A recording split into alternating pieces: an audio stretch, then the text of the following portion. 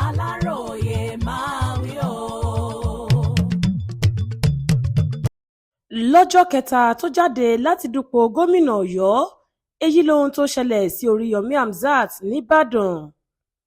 Lẹ́yìn ọjọ́ kan àti wákàtí díẹ̀ péré tí ọ̀gá àwọn iléeṣẹ́ rédíò nìbàdàn ní Alhaji Oríyọ̀mí Hamzat sọ ìpinnu rẹ̀ fún gbogbo ayé wípé òun yóò dupò gómìnà ìpínlẹ̀ Ọ̀yọ́ nínú ìdìbò ọdún 2027 tó ń bọ̀ yìí, ọkùnrin náà ti dèrò kóòtù nìbàdàn láti jẹ́jọ́ ẹ̀sùn ọ̀daràn.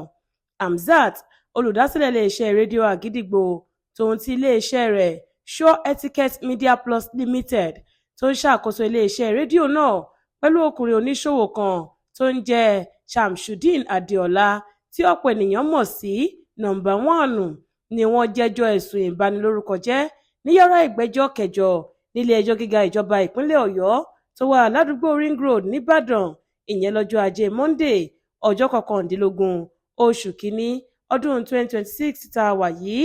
Obìnrin oníṣòwò kan nínú ọjà Gbági nìbàdàn, Mọ́rẹ́níkẹ́ Adégbùlú, ló pe olùdíje tuntun fún ipò yìí àti iléeṣẹ́ ìgbóhùnsáfẹ́fẹ́ rẹ̀ pẹ̀lú oníbàárà wọn tí wọ́n pè ní Number One lẹ́jọ́.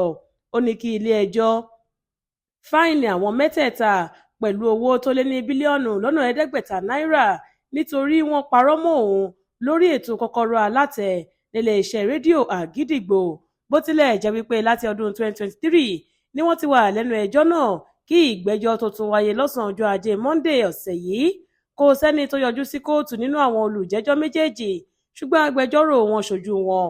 Ètò kan tí wọ́n gbé jáde lórí ètò Kọ́kọ́rọ́ Alátẹ iléeṣẹ́ rédíò Àgídìgbò ló dá wàhálà yìí sílẹ̀, níbi tí Shamsuddeen tí wọ́n pè lẹ́jọ́ yìí ti mú ẹjọ́ Mọ́rẹ́níkẹ́ lọ sórí ètò tó sì ń pariwo fatafata lórí afẹ́fẹ́. Ó ní olóògùn lobìnrin náà àti pé lẹ́yìn tó lo àìsíkì òun tán pẹ̀lú oògùn abẹnugọ̀ngọ̀ níṣẹ́ ló tún fẹ́ gba ṣọ́ọ̀bù tó jẹ́ dúkìá pàtàkì kan ṣoṣo tó kù tí òun gbójúlé láyé òun.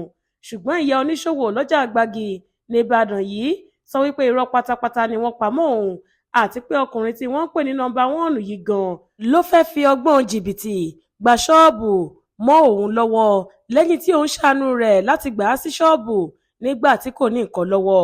Gẹ́gẹ́ bó ṣe sọ, látìgbà tí wọ́n ti pè mí lólóògùn ìkà lórí rédíò yìí làwọn èèyàn tó mọ̀ mí káàkiri ilẹ̀ òkèrè ti ń fi ìpè yọ mí lẹ́nu lórí fóònù tí àwọn ará ọjà sì ń fojú burúkú wò mí.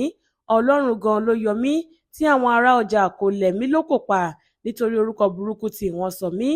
Ohun tó burú jù níbẹ̀ ni wípé wọ́n kàn ń bá mi lórúkọ jẹ́ lásán ni, wọn kò fún èmi náà láǹfààní lórí ètò yẹn láti ṣàlàyé bí ọ̀rọ̀ ṣe jẹ́. Nǹkan tó kan Oríyọ̀mí Hamzat lórí ọ̀rọ̀ yìí nìyẹn, pẹ̀lú bó ṣe jẹ́ wípé ẹnìkan ló farahàn nínú àwọn méjèèjì tí olùpẹ̀jọ́ pè láti wá jẹ́rìí lórí ẹjọ́ náà lọ́jọ́ Monday ọ̀sẹ̀ yìí tí ẹlẹ́rìí kankan kò sì yọjú fún àwọn olùjẹ́jọ́.